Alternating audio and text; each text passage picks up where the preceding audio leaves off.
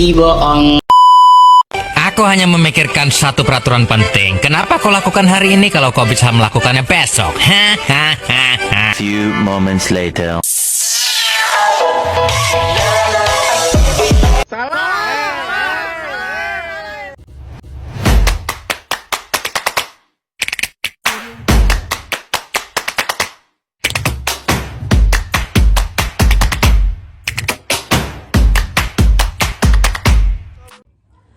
Halo semuanya, perkenalkan nama lengkap saya Putri Maria Claretvono. Saya dari Program Studi Ilmu Hukum, Fakultas Hukum Sosial dan Humaniora, Universitas Flores.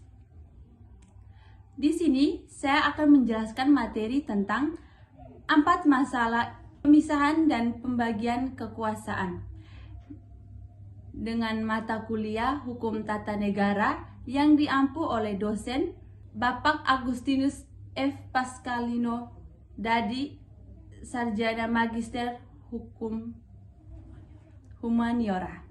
Di sini saya mulai pembahasan dengan dimulai dari latar belakang.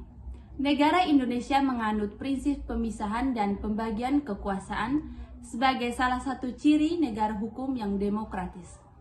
Pemisahan dan pembagian kekuasaan bertujuan untuk mencegah terjadinya pemusatan kekuasaan pada satu lembaga negara, serta menciptakan mekanisme checks and balance, yaitu yang dimana saling mengawasi dan menyimbangi antar lembaga negara.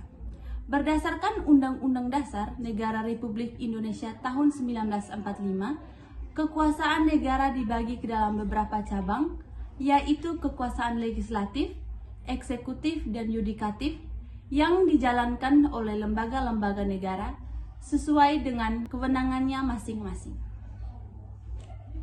Dalam praktik ketatanegaraan, pelaksanaan pembagian kekuasaan tidak selalu berjalan dengan baik. Masih terdapat berbagai permasalahan hukum yang menunjukkan adanya ketidakseimbangan kewenangan, lemahnya pengawasan, maupun konflik antar lembaga. Dalam praktik ketatanegaraan, pelaksanaan pembagian kekuasaan tidak selalu berjalan dengan baik. Masih terdapat berbagai permasalahan hukum yang menunjukkan adanya ketidakseimbangan kewenangan, lemahnya pengawasan, maupun konflik antar lembaga negara. Oleh karena itu, diperlukan analisis terhadap beberapa masalah hukum di Indonesia dengan menggunakan perspektif teori yang berbeda untuk memahami bagaimana prinsip pemisahan dan pembagian kekuasaan diterapkan dalam kehidupan bernegara. Kita mulai yang pertama, korupsi oleh pejabat pemerintah daerah. Masih banyak kepala daerah atau pejabat pemerintah yang terjerat kasus korupsi dalam penggunaan anggaran daerah. Kasus ini berkaitan dengan pembagian kekuasaan antar kekuasaan lembaga eksekutif dan lembaga yudikatif. Analisis berdasarkan teori trias politika Montesquieu, kekuasaan negara harus dipisahkan agar tidak terjadi penyalahgunaan wewenang. Ketika pejabat eksekutif melakukan korupsi lembaga yudikatif melalui pengadilan dan aparat penegakan hukum, berfungsi mengadili dan memberikan sanksi. Pengawasan terhadap penyelenggara pemerintah harus diperkuat melalui transparansi anggaran dan peningkatan integritas pejabat negara agar tujuan pembagian kekuasaan dapat berjalan secara efektif. Yang kedua, polemik penguji undang-undang di Mahkamah Konstitusi. Sering terjadi permohonan uji materi terhadap undang-undang karena masyarakat menganggap isi undang-undang bertentangan dengan Undang-Undang 1945. Kasus ini berkaitan dengan hubungan antara kekuasaan legislatif atau DPR dan Presiden dengan kekuasaan yudikatif atau Mahkamah Konstitusi. Analisis berkaitan teori checks and balance. Teori checks and balance menekankan bahwa setiap lembaga negara harus saling mengawasi agar tidak terjadi penyalahgunaan kekuasaan.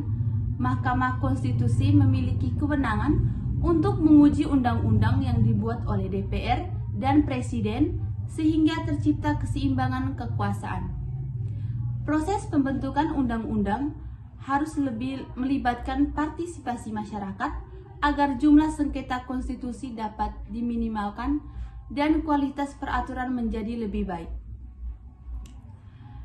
Kita masuk yang ketiga, tumpang tindih kewenangan antara pemerintah pusat dan pemerintah daerah. Dalam pelaksanaan otonomi daerah, sering terjadi perbedaan kebijakan antara pemerintah pusat dan pemerintah daerah sehingga menimbulkan konflik kewenangan.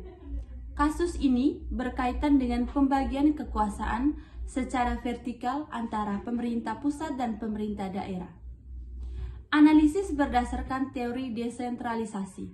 Teori desentralisasi menjelaskan bahwa sebagian kewenangan pemerintah pusat diserahkan kepada daerah agar penyelenggaraan pemerintah menjadi lebih efektif, namun pembagian kewenangan yang tidak jelas dapat menimbulkan konflik dalam pelaksanaannya.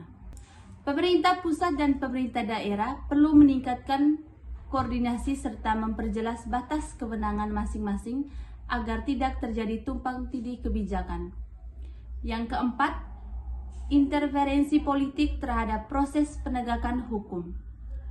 Masyarakat sering menilai bahwa terdapat campur tangan kepentingan politik dalam proses hukum penegakan sehingga mengurangi kepercayaan terhadap lembaga peradilan. Kasus ini berkaitan dengan independensi kekuasaan kehakiman dalam sistem pemisahan kekuasaan. Analisis berdasarkan teori negara hukum rule of law atau AVDC. AVDC, salah satu unsur negara hukum adalah supremasi hukum dan persamaan di hadapan hukum. Penegakan hukum harus dilakukan secara independen tanpa adanya pengaruh dari kekuasaan lain. Independensi lembaga peradilan harus dijaga agar setiap perkara diputus berdasarkan hukum dan keadilan, bukan berdasarkan kepentingan politik tertentu. Dengan demikian, kepercayaan masyarakat terhadap sistem hukum dapat meningkat. Kita masuk di bagian terakhir. Prinsip pemisahan dan pembagian kekuasaan merupakan fondasi penting dalam sistem ketatanegaraan Indonesia. Berbagai permasalahan hukum seperti korupsi, pejabat, penguji undang-undang di Mahkamah Konstitusi, konflik kewenangan pusat dan daerah, serta intervensi terhadap lembaga, menunjukkan pentingnya penerapan mekanisme checks and balance. Dengan adanya keseimbangan, kekuasaan serta penghormatan terhadap prinsip negara hukum, penyelenggaraan pemerintah dapat berjalan secara demokratis dan mampu memberikan kepastian serta keadilan bagi masyarakat. Sekian dan terima kasih atas materi saya. Jika ada kesalahpahaman atau salah materinya, saya mohon maaf. Terima kasih.